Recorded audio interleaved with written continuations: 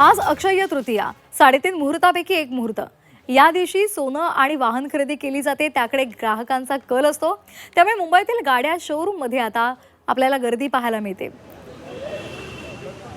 तर याचा आढावा घेतला आमच्या प्रतिनिधी सीमा आढे यांनी। पाहूयात।